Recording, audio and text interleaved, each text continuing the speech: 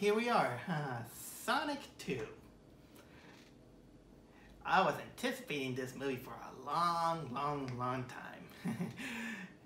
You know, before I start my Sonic 2 movie review, there is a little bit of an announcement that I do want to make. And that is that, well, my computer apparently got sick again. You don't see it right now, but it's now having some constant episodes of blue screening. I don't know why. I don't know what is going on. It doesn't even show if it has to do with the hardware or the software or the drivers. I don't know what is happening. So in the near future, I might have gonna send it to a repair technician in order to, if it can help me to see what's going on. So I'm telling you this because there might be the case that when that happens, there might have come a time in which I'm not gonna be able to edit my videos or movies or something like that. So if this becomes a little bit of a long-term issue, then I have to play the catch-up game. So this is a little bit of a heads up if anything happens. It's not 100% guaranteed, but still, if that happens, now you know in anticipation what is going on. But anyway, Sonic 2. If you remember, I am a fan of Sonic, not of the Uber fans. They're all hot over Sonic and all these things. The ones in which people love to make fun of or reject and all these things. No, I enjoy the games. I enjoy some of the series. I'm not exactly, kind of like the biggest nitpicker out of it. And I even enjoyed the first movie. The first movie was, I enjoyed it so much that I even put it on my number 2, the best of the year, considering that there was kind of like mixed feelings. But I do like that people saw it that is one of the better American video game adaptation that there was. So I was anticipating for Sonic 2. But then came the trailer. And I'm gonna say that the trailer got me worried. It got me worried in many aspects. What are the things that got me worried on the trailer? Number one, they didn't get rid of James Marsden. Number 2, I'm afraid that the tail is gonna be overshadowed. And number 3, Knuckles. It's not that I'm not a fan of Knuckles. No, I like Knuckles. But I highly believe that Knuckles shouldn't have been on the movie yet. I thought that it was a big mistake to bring Knuckles on a second movie too early. I think that they should have kept Knuckles up until the 3rd movie. Or if I want to make it fair, don't have Knuckles being kind of like the biggest highlight of the movie. Make him, keep it as a secret until, part of the movie. And not make him the core of the movie. Yet,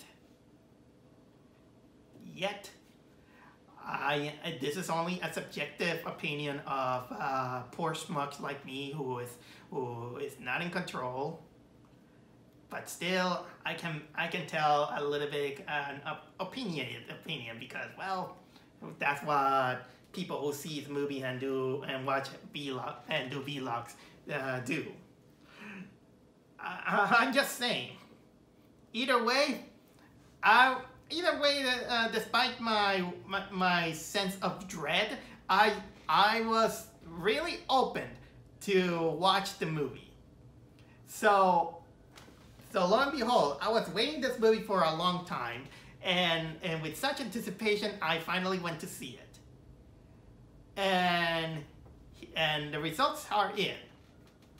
My own result is that I just came out enjoying this film. It was a little bit better than anticipated. But my worries were half right. Half right, I'll say. Some of the things that I was worried came true. And man, that at least the Tails and the Knuckles thing, I find it forgivable, I'll say. But the James Marsden stuff, This is kind of like a prime example where you got a great movie, you got everything to make a great movie, but the power of Hollywood faces just kept it from becoming great. So this movie came out, you know, on having great stuff. It almost had it. But something make it trip. But lo and behold, I might have sounded harsh on this one, but no. I'm just saying that it's a good movie, but it wasn't great. It could have been worse. It didn't, at least it wasn't as bad as the Uncharted movie that came out this year. That's a good sign. And still it kept its crown, probably becoming one of the better video game movie adaptations there is. Not as good as the first one, at least. Just slightly something went amiss. And honestly, during this whole video, I was thinking that just like I did in the Morbius movie, I was pondering: is it okay to call it a good movie when something is amiss, or it kind of missed some kind of potential? Well, let's look at it that way. It has some of the good execution, but it comes to a moment in which something you should have to play, you know, a coach and say that, you know, I know that you try, but it's not working. It's not working. James Marsden, you have to go. But they didn't listen. They didn't listen. They didn't listen to this guy just saying that I'm warning you. Don't turn James Marsden into Chris Thorndike 2.0.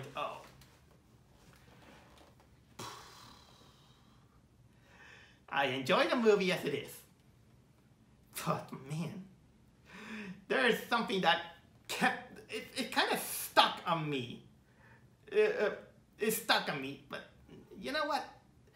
In order to be a little bit more precise on that, I had to go with my usual order on the movie. And you know what? I'm making the experiment also in which nowadays I'm recording my videos as an experiment with my smartphone instead of my usual camera. But don't worry, my camera is still fine. See, it's still here. It's working still fine.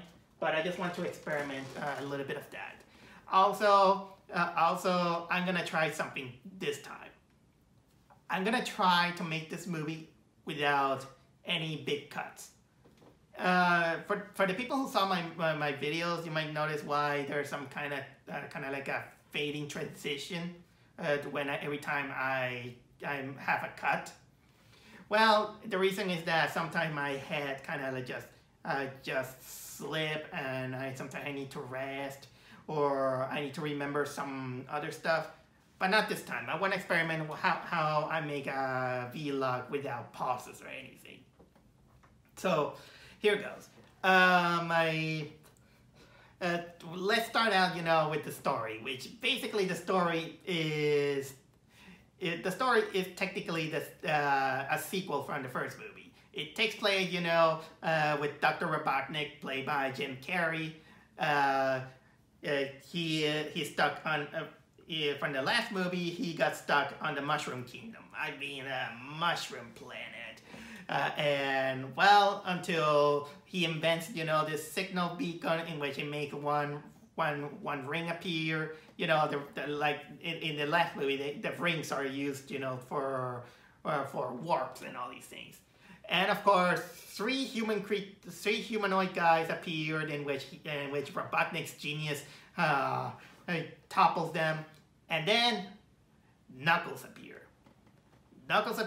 and he and Robotnik they begin to share their knowledge that they have this hatred against Sonic. Of course, Robotnik because it's Robotnik, and Knuckles because he has a long history he has a history that involves, his ancestors, his tribe, and of course a battle between his tribe and the Owls, which kind of makes sense because in the last movie they didn't talk much about the owl named Longclaw, this owl that came out from the Guardians of Ga'Hoole. It's a good thing it's actually a good thing that they elaborate a little bit more on that. Not exactly in the sense that to give it some deeper meaning, but at least it was something. But anyway, basically, Robotnik is back to Earth, but this time he brought Knuckles. And in the meantime, Sonic is playing vigilante, to save people, but of course he makes collateral damage, which in James Marsden's eyes, he's like, Sonic, you need to learn responsibility. And of course, then he goes with his wife to Hawaii in order, to assist on the wedding of James Marsden's character's sister-in-law. That sister-in-law. They brought the worst character in that movie. I'll get to that, just in case. I'll get to that. So basically, yeah, Sonic is home alone until of course Robotnik infiltrates with Knuckles. They got this fight scene, and then of course Sonic is rescued by Tails. Tails comes and helps him out, and then with him and Tails they realize that they have kind of like this MacGuffin, which Sonic apparently had this map the whole time. I don't know. I don't remember if it was on the other movie or something like that. I don't remember. But basically, he had a map that had kind of this magical projection with Longclaw that claims that her tribe was actually they stole from the Echidnas the Master Emerald, a powerful object that is part of the Sonic universe, in which they took it so they can hide it, so that their energy cannot be harnessed because it's too powerful in the wrong hands. And of course, they hide it on planet Earth. So they give them coordinates of where it is. And from this point, the movie had the promise of becoming kind of like this treasure hunting quest of two buddies trying to find a big treasure before Robotnik and Knuckles get to it first. That's only half of the movie. But of course, the other half is another thing that it shows promise, and there's also kind of like the 15% of the movie that involved James Marsden on a rom-com comedy where he is doing his best to behave on the wedding of his sister-in-law and be in the good eyes of the groom who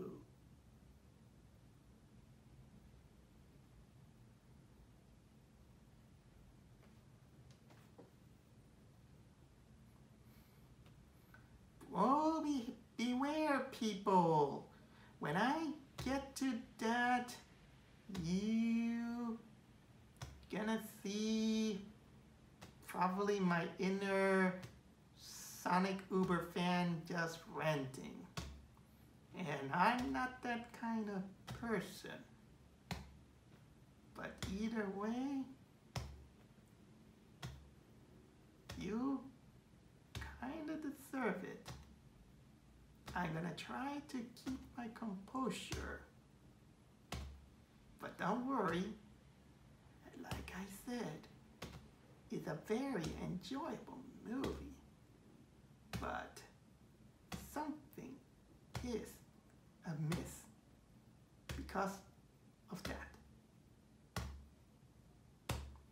Whew. All right. Let's go first off with, I'll say that the story is nothing exactly to complain too much. It's the run-of-the-mill treasure hunting and bad guy situation. Some people I always kind of not get why sometimes people complain that we see this plot a lot of times, and yeah, I know it's a plot that we see a lot of times, but not for a new audience. This actually a part that I find it forgiving. I'll say it's only the execution that does so, and when it's about when we concentrate on Sonic, Tails, Knuckles, and Dr. Robotnick, this is where the movie gets a lot of fun. It does show a lot of potential, especially in the thematic that it was going through. But something halts it because the movie felt like it wants to rush things on the Sonic lore. And honestly, it's what I said. Is that I think that the usage of Knuckles went a little bit too early. They wanted to form the trio too early. I know that we are now used that the Sonic team is basically Sonic, Tails, and Knuckles. But but honestly, you shouldn't have rushed things like that. Because you're building kind of like a universe, almost like if you're doing something new.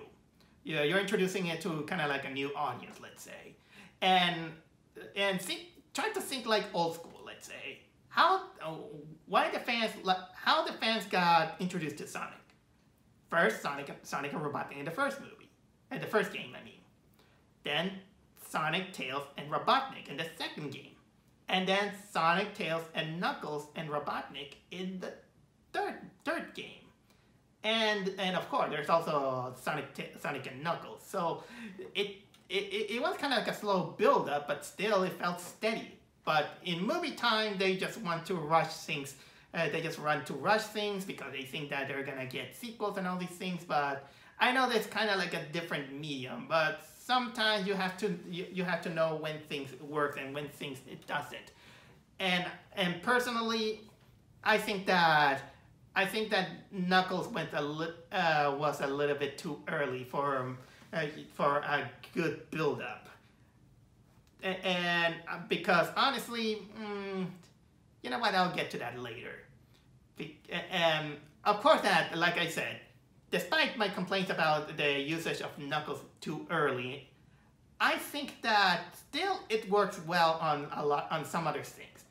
For example, the Sonic and Tails friendship, Knuckles being deceived by Dr. Robotnick, and of course, I like one thing that while it is not exactly elaborated 100%, at least for the benefit of the people who like the first movie, we got a little bit more about the world building expansion that they were trying to build.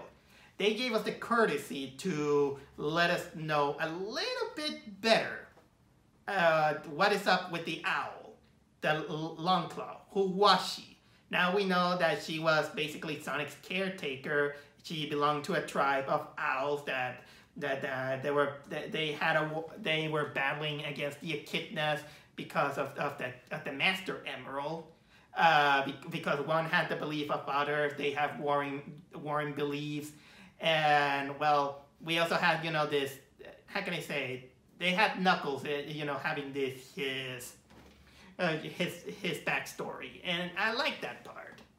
Again, they should have left that for the next movie, but who am I to blame? Or maybe if they could strategically, you know, left it put it on core places. I'll get to that in a little bit more detail later. But everything will have been good if they could only get rid of the James Marsden part. Because my God, that James Marsden part, this is kind of like it's kind of like James Marsden parts are like a mosquito bite. It might not feel significant, but it's still annoying. It felt like a rom-com comedy that they just decided to slip on a Sonic game. Every time that it comes to that, it feels out of place. It makes you look at it and go like, we are here for Sonic. We are here for a Sonic movie. We didn't ask for this. And it gets dumber, by the way. It gets dumber. And it's all for a payout that it could have been cool, but it didn't. And I'll get to that. But now let's concentrate with the acting, I'll say. Because the acting, mostly voice acting, I'll say that they do their part. What was it? Ben Schwartz still as Sonic. But every time I hear his voice, I still hear Dewey from DuckTales. You know, the reboot of DuckTales. But, well, that's just something that I do have. Colleen O'Shaughnessy, she reprises her role as Tails from the games. She does a great job, I'll say. It's still likable. Jim Carrey plays Jim Carrey. I mean, Dr. Eggman, Dr. Robotnick. Although you can tell that he's having a lot of fun with that role. And yeah, people kind of say that, oh my God, he's acting like Jim Carrey. They make it a little bit more over the top, doing a lot of some references. Like for example, sometimes he goes over the top by saying "later haters" or you know all this hashtaggy you know things. But first of all, think one thing. First, we're talking about Jim Carrey. He goes over the top in a lot of things, and it's kind of funny how he do it. And second of all, Dr. Robotnick, as menacing as he can be, he's also pretty goofy, and so honestly, it does fit on what he was doing. And as much as you heard me complain about the early usage of Knuckles. Sorry about that. What time is it? It's 11:41, and still they bother me with the sirens. Okay, like I was saying, as much as you heard me complain about Knuckles, I'm gonna praise Idris Elba because he was great as Knuckles. They pick him a great, cool voice, and also I really liked they kept some of the core elements that make Knuckles. You know, strong, brash, stubborn, but at the end, he's also he is kind of a little bit soft and simple-minded and kind of dumb. I actually do like dumb Knuckles. That gives him that little bit of personality, and I like that. I'll say that. Oh yeah, they also brought back the you know, the assistant of Dr. Robotnick. He doesn't do much. He's just there just to assist him. Kind of like Snivelly from the Sat AM series. But the biggest thing that we now know for sure, although it is hinted in the first movie, but now it's extremely clear, is that he has a man crush on Dr. Robotnick. That's pretty much, and now this is clearly visible in your face. I'm not gonna go exactly into details of, it's not exactly a bad thing, I'll say. I've seen worse cases. And you know what? At least what they done there is much better than any attempt Disney was trying to show that, hey, look, we got gayness.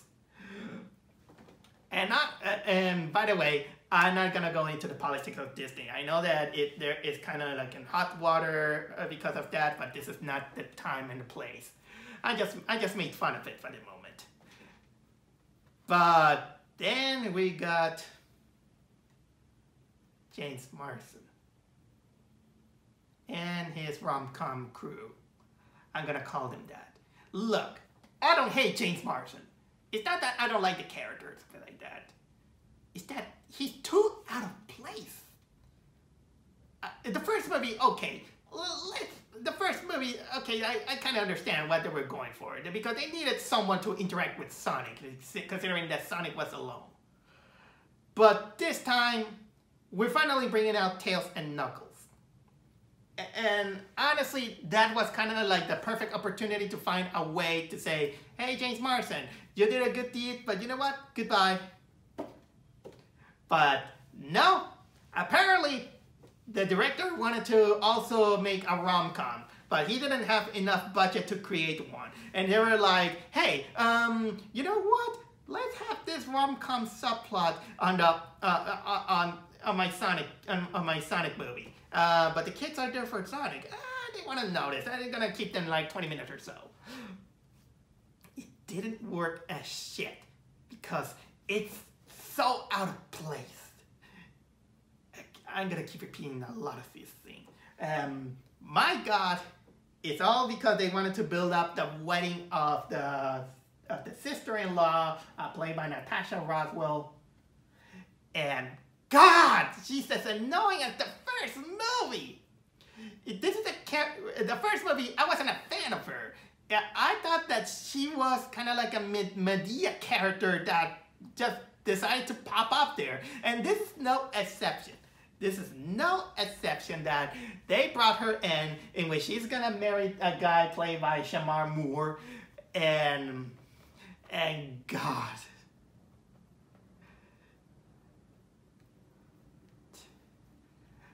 In due time. Cinematography. What can I say about the cinematography? Well, it's good. Action-packed. I like the action scenes involving Sonic and Knuckles. Like it. Still think that it's a little bit too early for Knuckles. But you know what? It's their decision, not mine. I like the action moments. There's, how can I say, the camera knows where to shoot. It's not sickening. The animation looks great. I'll tell you that. It's still, I did warm up with the models. They're not exactly perfect, but it's unique in its own way to build up its own Sonic universe, and it fits well. And there's some hiccups here and there, but it's pretty much forgivable. I've seen worse cases. You know, hint, hint on what they were trying to do last time. Although I do have one thing that is kind of noticeable, I'll say, and that mostly involves Knuckles, punches, let's say, to not being too redundant on what to say. Well, let's say that Knuckles' gloves, maybe it's because of me, but I did indeed notice when when Knuckles showed his hand, you can see the texture that it is basically a punching glove, a real punching glove, that it was just interconnected with a cartoon character. It's nothing major. It's something that I noticed. And now I think here comes the core part that I do wanted to tell, that it's mostly the missing opportunity scenes that I find in this movie. First of all, I think that the movie, instead of all this Knuckles things and the James Marsden thing, they should have concentrated on the buildup of Sonic and Tails' friendship. Because, like I said before, the Sonic and Tails friendship is kind of like the glue of the series. It kind of it was mostly kind of like the beginning of how the series will expand and how the characters expand. Whether you like it or not, and a lot of the Sonic characters, there's some that you like, some don't, but still it built up its own universe. And it all started with Sonic and Tails. And it's pretty sad when even the logo deceives you. The logo deceives you because it has the tails representing that this movie is going to be about Sonic and Tails. But unfortunately, Tails was kind of going for it, at least in the first half of the movie, but then they decided to put him on the sideline in order to, you know, concentrate then on Knuckles and James Marsden. And you shouldn't have done that. And you had the opportunity. You had the opportunity because, let me tell you, if I have to name my favorite part of the movie, it's the whole segment of Sonic and Tails in Siberia. Because this is the moment in which, of course, Sonic and Tails, they're just building their chemistry, their relationship. And if they wanted to play out like James Marsden, kind of like a father figure, and he just said that it was about Sonic doing, you know, being responsible of the people that he cares. So that was the perfect opportunity to have, you know, Sonic having, you know, to take care of a little brother. Yeah, this is what they should have done. Tails as a genius as genius as he is, as mechanical savvy as he is, he's still a little kid. And it was a wasted opportunity to see this wasted, because that was the best part of the movie. The best part of the movie, as pop singy the songs were, I really love the moment in which Sonic and Tails, you know, they have this dance battle with these crazy Siberians. And they were building up. There was this moment in which they began to bond. That was fantastic. That should have been the core of the movie. That was the best thing. But you just sidetracked because you just wanted to introduce Knuckles early. And on top of it all, you wanted your rom-com with James Marsden and what was the name of with Tika Sumper. The duo that we don't care. We came for Sonic, not for James Marsden. We came for Jim Carrey and Tails. And, okay, probably also you guys came for Knuckles too, despite my complaints, but either way, anything is better than that. Ah, Jesus. You had the element. And now, yeah, I think I gotta talk to you a little bit more in detail about this rom-com thing about this James Marsden, because, oh my God, why did it have to be there? Why they wanted to find excuses to keep James Marsden? Look, even Jim Carrey is now, how can I say, pondering to retire of acting. Probably, if there's going to be a Sonic 3, which they tease us, probably they can't get Jim Carrey anymore. So, if they're going to get rid of one actor because of a retirement, why not retire another actor because it doesn't work, or a couple of actors that because it doesn't work. It doesn't work for, probably it might work for the naive who doesn't know much better, but no. Okay, still continuing on. Like I said, they wanted to make this rom-com, you know, to impress what was it, Natasha Rothwell, to impress Shamar Moore, and I don't care if I spoil it. when finally it kind of comes into a clash, you know, Sonic and Tails into Hawaii and all these things, in which it comes with a stupid moment in which it could have been solved easily with clear negotiation. It kind of went there, in which we got Olive Garden's commander guy finally revealing another element of the Sonic lore, which is, of course, Gun. For those who doesn't know, Gun is a government agency. No, well, it's named after the pistol, of course, but Gun is this government agency that they're basically, they're enforcers that they're designed to protect the world from the Eggman Empire and other threats. But you introduce them in as RomCom scenario, in which it's only left that so it's revealed that Shamar Moore, a character that we barely know, he's also part of it, and he was undercover. And they came out kind of like this mini plot in which Natasha Roswell is like, hey, it was supposed to be my wedding, and you're an agent, so you don't love me. It was supposed to be the best moment of my life.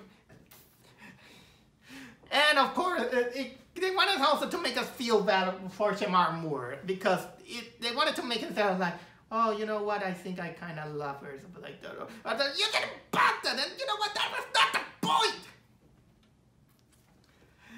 And then the movie somehow gets away by then having Sonic and Tails just being removed from the movie for, I think, 10 minutes of 10 or 5 minutes of screen time, in order to have Tika Sumpter and Natasha Roswell in their own undercover adventure, in which it feels like out of place.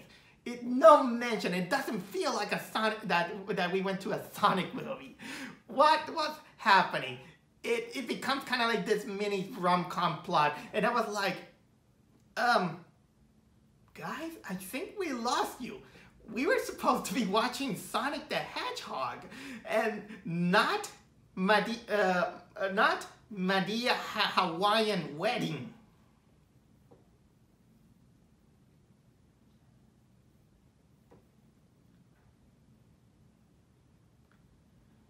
I know that I'm sounding harsh, but this whole thing was unnecessary. Really unnecessary. And the reason is because of the existence of James Marsden, and they wanted to make him as important as Chris Thorndike. They couldn't find kind of like a balance on it. They couldn't resist on just keeping him out of it. And it comes even worse during the climax of the movie, in which there could have been a moment to make it fair.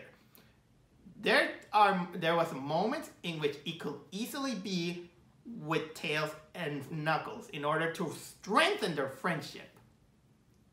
But instead, they had to shoehorn in James Marsden and Tika Sumpter. You know what? Marsden. I think I call him Marsden. I don't know.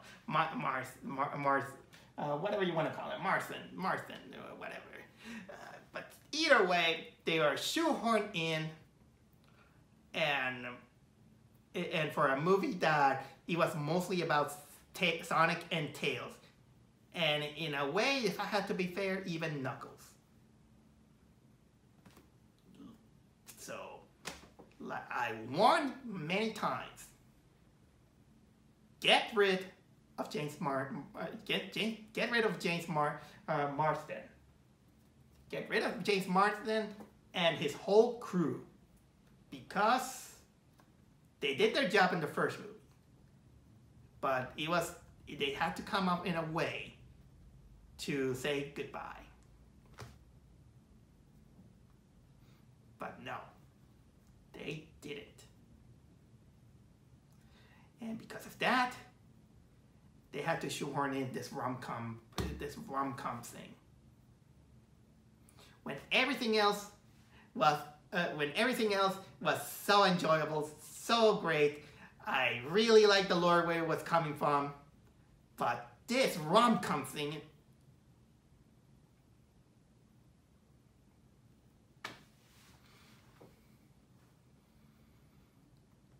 All right.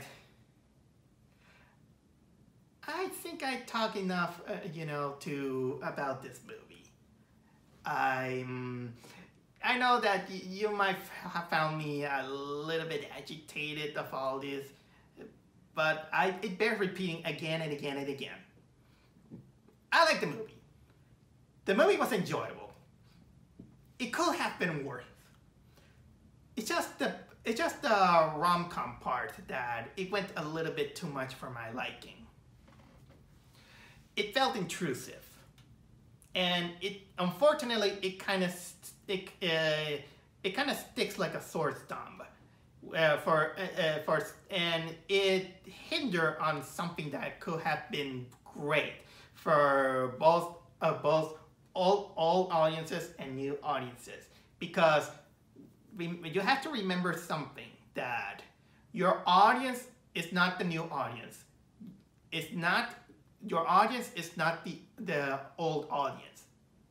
It's both. Both are your audiences. Some you might have, and if you can't handle kind of like an equilibrium to it, there is no balance of it, and you might end up like I'm seeing reviews saying that some people like it, some people dislike it. You know what? The usual. There are some criticism here and there. I've seen some harsher criticisms. I'm not that kind of guy. For example, I didn't like when Brad Jones said that Tails was annoying when he wasn't. Tails was only kind of a little bit of a wasted potential of a movie that should have been. They had the logo. The logo should have represented what this movie was going to be, but unfortunately it was misleading. But either way, I don't think I would say that it's probably not enough as, it's not, how can I say, as anger-inducing as, horrible movies, video game movies. I already had my stick with, with the Uncharted movie. This one, let's say that it did a good job. Some things it feels very nitpicky, but at the end of the day, let's say that my expectations were a little bit similar, like the last year's Godzilla vs. Kong, in which they focuses a little bit too much on the wrong things. Like in Godzilla vs. Kong, I didn't like that they favored a lot Kong instead of Godzilla, or keeping them both.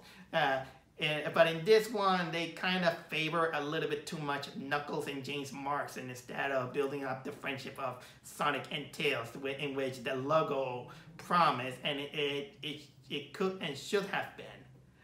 Although I do have to say that at least I'm eager for the third movie, considering the what was it, the teaser. So yeah, I had fun. Not with James Marsden, with James Marsden or something like that. That I mispronounced it during the whole vlog. But still, the Sonic, Knuckles, Tails, and Robotnick things were pretty enjoyable. So for me, it was mostly a B experience. A B experience that is basically a wasted potential, but it's such an enjoyable wasted potential. But with that said, it's time for a midnight snack with chili dogs.